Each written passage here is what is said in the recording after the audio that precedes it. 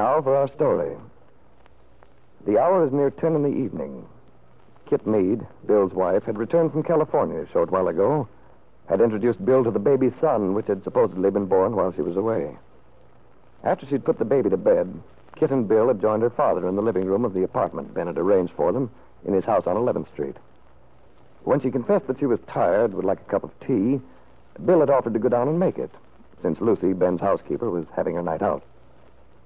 Now, as he stands watching the steam begin to rise from the bright red kettle, Bill is thinking of everything that's happened in the last month, wondering about the future, his mind struggling to think clearly, logically, after the shock of tonight, the shock of Kit's unexpected return with the child.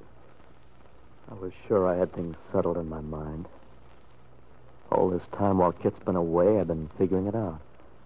I was sure she felt pretty much the way I did, that it was no go, that we weren't right for each other. Even in her letters from out west, it sounded as though she agreed, thought we should do something definite when she returned. I thought we'd reached an agreement. But tonight, I don't know. She almost acts as though nothing's wrong, as if everything were going to go on. Or maybe I'm imagining it. Maybe that's just Kit's manner. She never likes to show what she's feeling. She must know as well as I do that we're not right for each other. The trouble is, the baby does make a difference. It makes an awful difference. That's something I didn't count on. Everything was so uncertain about the baby. And now I have a son. Yeah, he's a fine child, too. I really felt proud looking down at that little guy, sound asleep in his crib. Well, hello, Bill. Oh, good evening, Miss Calvert. I've just been out for a walk. Couldn't imagine why the lights were on in the kitchen, so I thought I'd investigate. I guess I am sort of trespassing. But Kit said she'd like a cup of tea. So Kit arrived, did she? Yeah? Well, how does she look after all this time, Bill? She looks fine. So does the baby. The baby? Yeah, it's a boy. Oh, but I don't understand. The wire didn't I say... know. Kit said she wanted to surprise us. So Kit had a son. Well, Ben talked to Kit just last weekend. Well, how old is the child, Bill? Did she say? Yeah, she said the baby's 4 weeks old. Well, but it can't be. When Ben talked to it... Well, you see, the baby had already been born then. It had? Yeah. Well, then why on earth didn't Kit tell her father? He's been so worried. She might have known he would be. She said she wanted to surprise us. Boy, she certainly did, yeah. Oh, I can imagine. But I don't understand it. If the baby's 4 weeks old... Well, Kit said the baby was ahead of schedule. I see. But even so, I don't...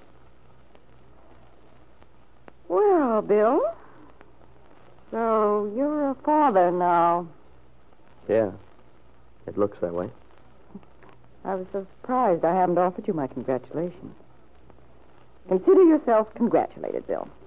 Thanks, Miss Calvert. To tell the truth, I still can't realize it. You mean the fact that you're a father?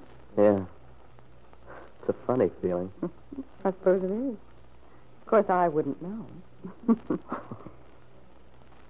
Tell me, Bill, how does the baby look? Gosh, I don't know much about babies, but he seems to be a strong, healthy little fella. You should have seen him kick when Kit was getting him ready for bed. You sound quite paternal already. Well, I guess this changes things. What? It's always simpler when there's no child, isn't that right? What do you plan to do, Bill? Do? Well, Mrs. Calvert, I have to confess, I haven't any definite plans at the moment. Well, I imagine the Calverts will take over and make your plans for you from now on. The apartment upstairs is waiting for you. You'll be living here with Kit under Ben's thumb just the way he wanted. I'd better get Kit's tea ready. Oh, here, I'll do it. Always makes me nervous to see a man fumble around in the kitchen. Okay. Cooking's not my favorite sport anyway. Jessie quickly prepared a tea tray, sent Bill upstairs with it. Then she turned out the lights and went up to her own room. Several times while she was changing into a becoming negligee, she paused with a faintly puzzled expression on her face. At last, she seated herself on a chaise near the window. And a few minutes later... Come in. Good evening, Jessie. Hello, Ben. Where have you been all night? Well, I'd hardly call it all night. I went for a walk. Stopped in at a drugstore for a magazine. You might have told me you weren't going to be here. Kit asked for you. Did she? Well, that was very nice of her. But I didn't think I'd be missed at the homecoming. And, Jessie, I have news for you. Yes, I know. I hate to spoil your little moment for you, Ben, but Bill told me all about it.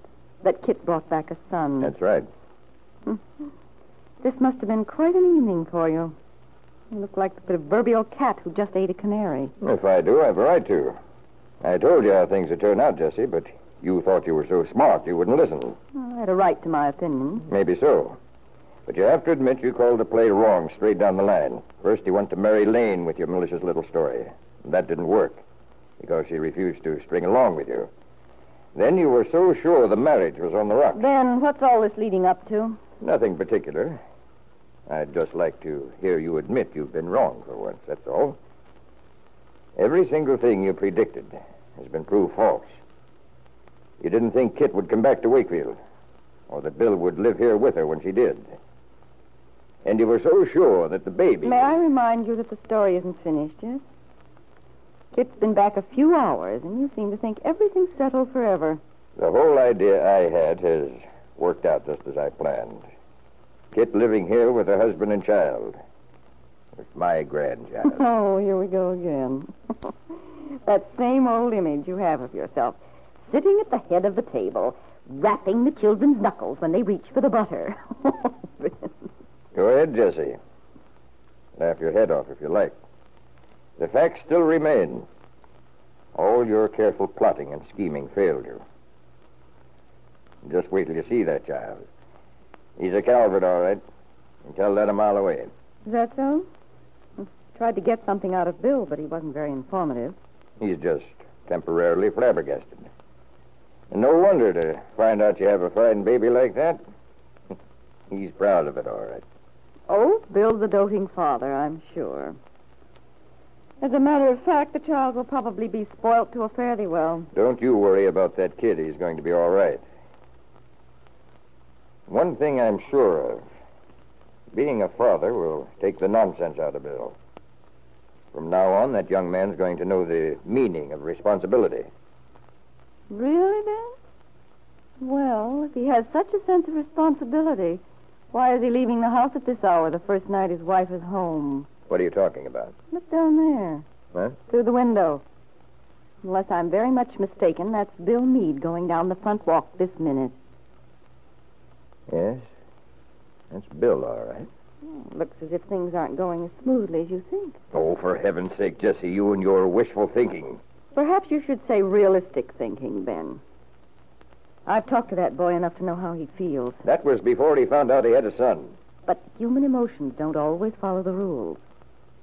He may allow fatherhood to trap him, and then he may not. It isn't as if he hadn't been completely honest about his intentions. He tried to tell you, but you just didn't want to listen. You're always so glib, Jessie. So full of phony theories.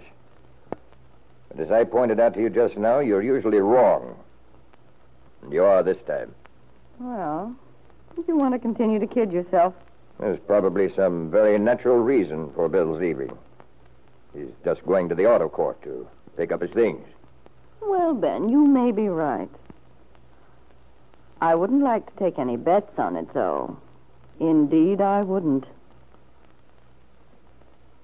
Bill Meade's footsteps echoed in the quiet street. Jessie and Ben stood silently by the window until the sound had died away in the distance. What would Bill do? Would he fall in with Ben's plan and Kit's? Live in his father-in-law's house with his wife and the child he believed to be his own son? Or would he follow his own plan, so satisfactory to Jessie? Insist on a divorce, which meant Jessie was certain that Kit would leave Wakefield, leave the house on 11th Street in Jessie's full command.